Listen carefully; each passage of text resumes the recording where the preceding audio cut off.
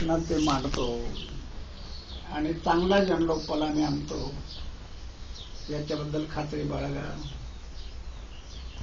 मी त्यांना पत्र पाठवलं. मग तुम्ही वेळोवेळी अनेक वेळेला मला आश्वासन दिले पण पाळले नाही. आताही तुम्ही परत मला आश्वासन देताय की आता अधिवेशनात आम्ही आणतो.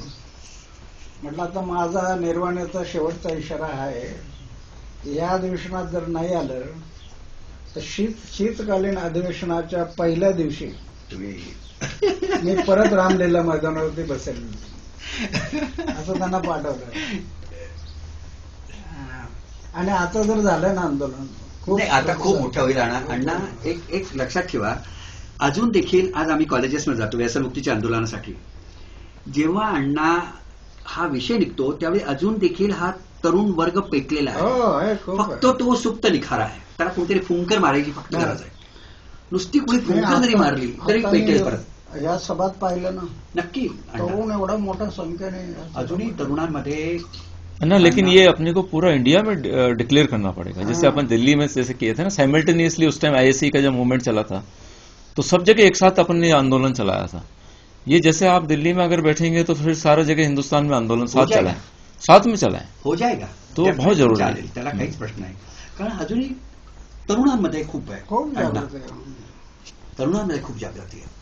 अभी मैं यहाँ पर एक सभा है आपल्या अभी जैसे शिवनी है, शिवनी से पहले लेने के लिए 3-4 किलोमीटर 5 किलोमीटर वो वहाँ के युवक मोटरसाइकिल 100-150 मोटरसाइकिल, तिरंगा ध्वज और वो उनका जोश हर जगह पर. फिर वहां से 5-6 किलोमीटर वो घोषणा देते देते जहाँ सभा है वहां पर जाना. मेरे को वो मनीष जी जो है बिहार वाले, जब अभी डॉक्टर मनीष है ना अभी बिहार में, तो मेरे को बोल रहे थे कोटा का प्रोग्राम सेकंड फेज में बनने वाला है. बोले अन्ना का आप ग्वालियर के बाद में प्रोग्राम शायद आगे नहीं बढ़ा. आजमगढ़ भी हो गया है. आजमगढ़ ग्वालियर का नहीं, ग्वालियर के बाद में यूपी, ग्वालियर के बाद मेरे ख्याल में नहीं हुआ होगा.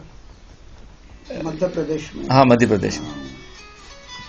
आप शिवनी में थे उस वक्त. मैंने बहुत कांटेक्ट किया, अविनाश से भी कांटेक्ट करने की कोशिश की मगर नहीं हो पाया.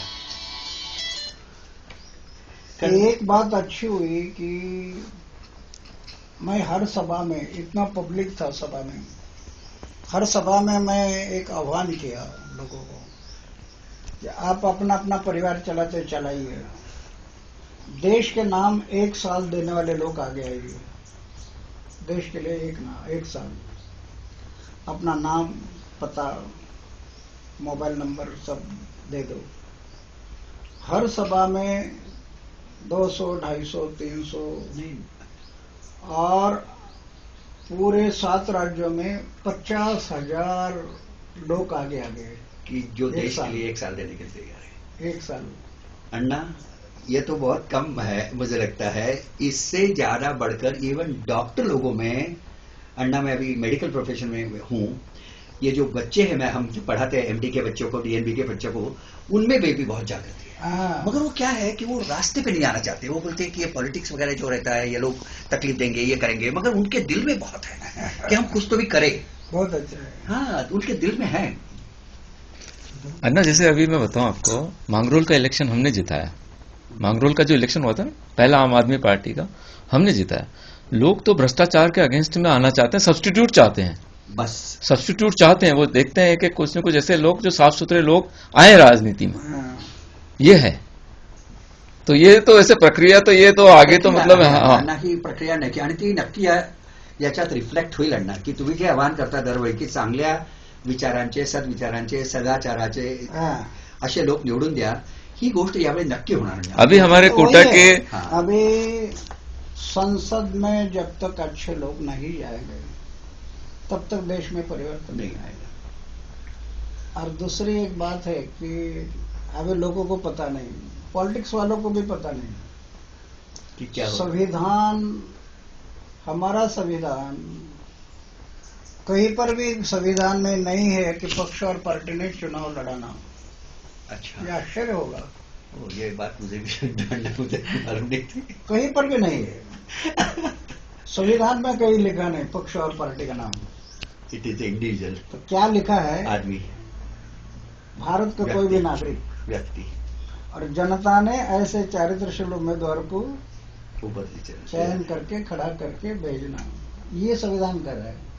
पक्ष और पार्टी का नाम कहीं पर नहीं। मुझे भी बड़ा आश्चर्य लगा कि इतना सचमुच ये मुझे भी नहीं मालूम था। मुझे लगा था कि अपना संविधान में ही है कि पार्टीज ये सब प्रोविजन उसमें बना के दिया है और उसके अनुसार चुनाव का जो है उसमें हुआ क्या 1957 में आजादी की लड़ाई शुरू हो गई और 1947 तक ये लड़ाई चली। 90 साल में लाखों लोगों ने अपनी कुर्बानी की, भगत सिंह, सुखदेव, राजगुरु जैसे। और 1947 में हमें आजादी मिली, मतलब अंग्रेज चला गया और हम सब लोग कहने लगे हमें आजादी मिली। बरोबर, मगर वो इतनी पूरी लड़ाई ऐसे सब लोग कहने लगे। 1949 में हमारा संविधान बना।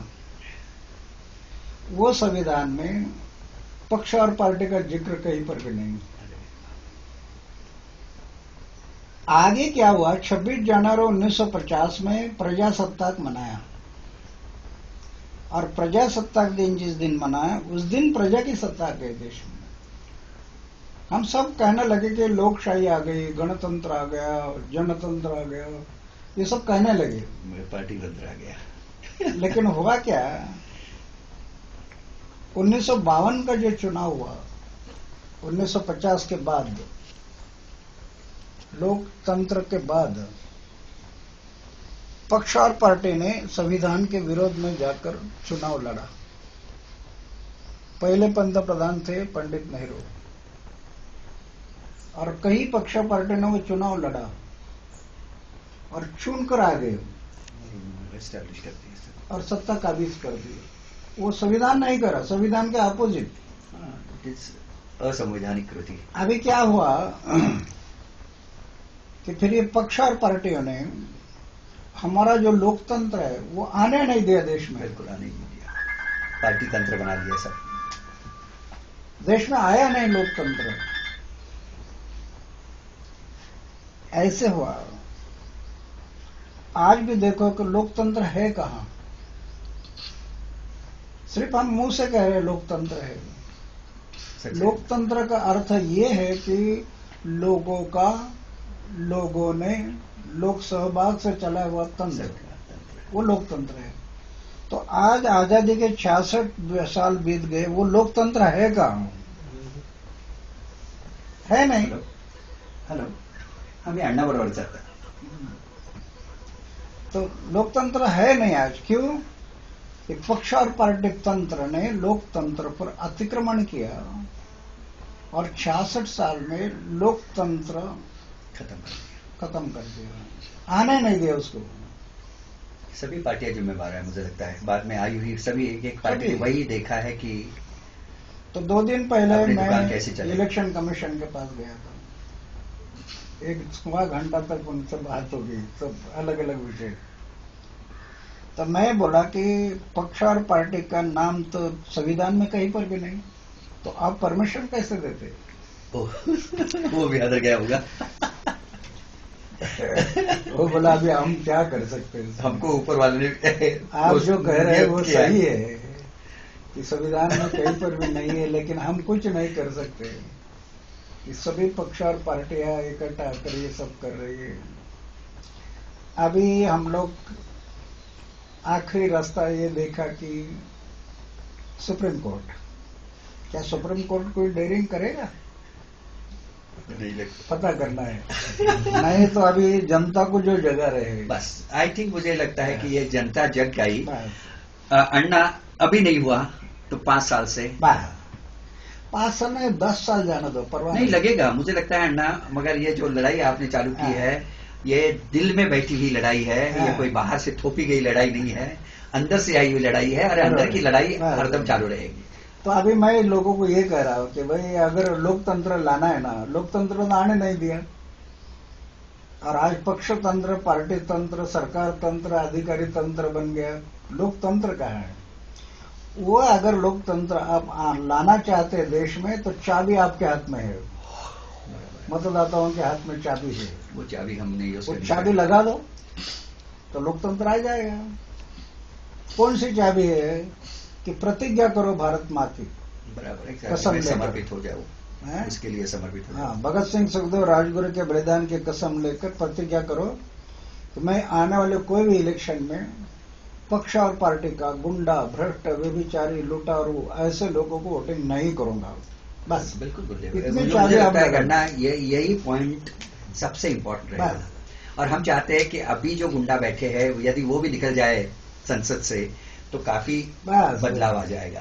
नहीं, पक्ष और पार्टी में आज संविधान के अपोजिट में चल रहा है, लेकिन वो सही मार्ग से चले तो हर्ज नहीं, कोई दिक्कत नहीं, मगर वो नहीं चल रहा है अभी तो। अन्ना इनमें कांग्रेस बीजेपी में इतनी तगड़ी लाइजनिंग है। आरटीआई में देखिए, आरटीआई के उसमें आना नहीं चाहते दायरे में राजनीतिक दल। राजनीतिक दल नहीं आप पूछ नहीं सकते कि साहब इनके नहीं आना चाहते। अभी ट्रांसपेरेंसी रही कहाँ। दूसरा प्रश्न क्या खड़ा होता है कि 1857 से 1947 तक इतनी बड़ी कुर्बानी हुई, और वो कुर्बानी इसलिए की थी कि अंग्रेज को निकालना और लोकतंत्र लाना। दो काम के लिए उन्होंने कुर्बानी दी। अंग्रेज तो निकल गया मगर ये नहीं आया, लेकिन लोकतंत्र नहीं आया। लोकतंत्र देश में आया नहीं, तो क्या उनका बलिदान व्यर्थ हो गया? प्रश्न खड़ा हो जाता है। जिसके लिए उन्होंने कुर्बानी की थी वही नहीं आया, तो वो कुर्बानी क्या फिर ऐसे व्यर्थ हो गई? इसलिए जनता ने तय करना कि वो कुर्बानी हम व्यर्थ नहीं जाने देंगे। ये जनता ने तय करना चाहिए।